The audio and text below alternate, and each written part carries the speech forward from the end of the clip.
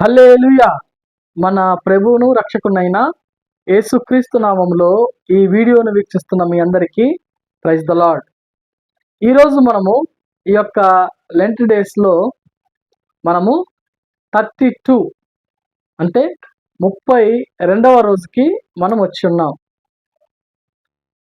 ఈ యొక్క 32nd డేన మనము మరొక ఇంపార్టెంట్ లేకపోతే ప్రధానమైన పాత్ర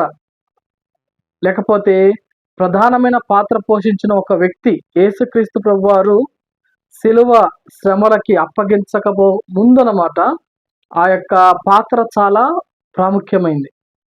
4 సువార్తల్లో మనం గమనించినట్లయితే ఈ యొక్క వ్యక్తి మనకి యేసుక్రీస్తు ప్రభువారు ఇక శ్రమలకి అప్పగింపబడబోయే ముందు ఈ యొక్క సందర్భంలో ఆ యొక్క వ్యక్తి యొక్క పాత్ర చాలా ప్రాధాన్యంగా మనం చూస్తూ ఉంటాం. ఆ యొక్క వ్యక్తి ఎవరు అంటే యేసుక్రీస్తు ప్రభువారికి ఆ యొక్క శిష్యులకి ఒక మేడగది ఇచ్చిన వ్యక్తి. ఆ వ్యక్తి తన దగ్గర ఉన్న మేడగదిని వాళ్ళకి ఇచ్చాడు. ఎందుకు ఇచ్చారంటే పస్కాను భుజించడానికి, లేకపోతే బల్లను ఆచరించడానికి ఇచ్చాడు. అయితే అది ఎవరు తీసుకోమని చెప్పారంటే స్వయాన యేసయ్యే.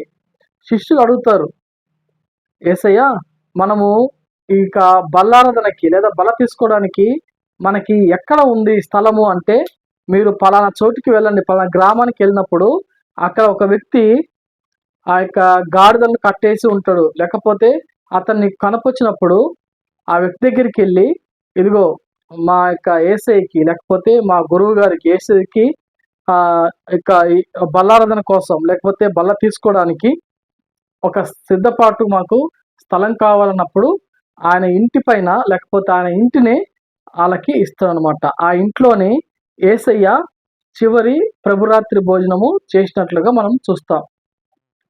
ఇది యొక్క సందర్భాన్ని మనము ధ్యానించుకుంటూ ఈ లెంట్ డేస్లో మనం నేర్చుకోవాల్సింది ఏంటి అంటే, యేసయ్య బల్లారాధనకి లేదా యేసయ్య ఆ యొక్క తన శరీరాన్ని తన రక్తాన్ని ఒక రొట్టెలాగా, ఒక ద్రాక్ష రసాన్ని తన రక్తంలాగా ఒక సూచనగా ఇస్తూ ఆ యొక్క శిష్యులందరికీ పంచాడు.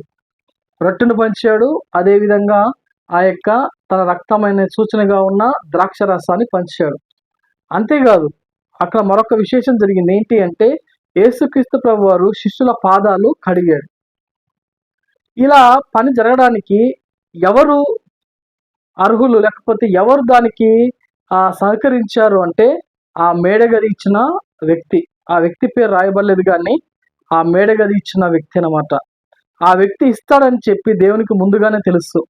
అందుకే తన శిష్యుల్ని పంపించాడు. నమ్మకంగా అతను పనిచేస్తాడని తెలుసు. నమ్మకంగా నా మాట కాదని అంటాడని తెలిసే యేసయ్య పలానా గ్రామంలో పలానా వ్యక్తి ఇలా ఉంటాడు, ఇలా వెళ్తూ ఉంటాడు, మీరు అక్కడికి వెళ్ళి అడగండి అంటే కరెక్ట్గా అలాగే అడుగుతారు. అయితే ఆ వ్యక్తి ఎవరు, ఏంటి, అతని అడ్రస్ ఏంటి, అవన్నీ మనకి బైబిల్ గ్రంథం లేకపోయినా సరే అక్కడ మనం అర్థం చేసుకోవాల్సింది, కొందరు వ్యక్తులు వచ్చి యేసయ్యకి మా గురువు గారికి మాకు బస కోసం సిద్ధపరచుకోవడానికి మాకు ఒక గది కావాలన్నప్పుడు ఆయన కాదనకుండా ఇచ్చాడు. ఈరోజు నువ్వు నేను లేకపోతే ఈ వీడియో వీక్షిస్తున్న నీతో అనేక సార్లు దేవుడు చెప్పింటాడు. అనేక సార్లు దేవుని యొక్క వాక్యం నీతో మాట్లాడి ఉంటుంది. అనేక సార్లు నువ్వు హృదయంలో కూడా నొచ్చుకొని ఉంటుంది ఈ యొక్క కొన్ని విషయాలు, అదే ఇలా చేయకూడదు, ఇలా చేయాలి, లేకపోతే ఇలా ఉండాలి అని, ఇలా అనుసరించాలి, ఈ విధంగా చెయ్యాలి అని. కానీ మనం లోబడుతున్నామా? దేవుని వాక్యం మనకు వినపడుతూ ఉంటుంది. చర్చెస్ దగ్గర నుంచి కానీ, చర్చి లోపల ఉంటే కానీ, లేదా ప్రయాణం చేసేటప్పుడు కానీ నీ యొక్క స్వరం వినపడుతున్నప్పుడు ఆ స్వరాన్ని వినగలుగుతున్నావా? ఆ స్వరానికి లేకపోతే మందిరంలో పాస్టర్ గారు వాక్యం చెప్తున్నప్పుడు ఆ వాక్యానికి నీవు లోబడుతున్నావా? ఎవరో తెలియని వ్యక్తి లోబడ్డాడు.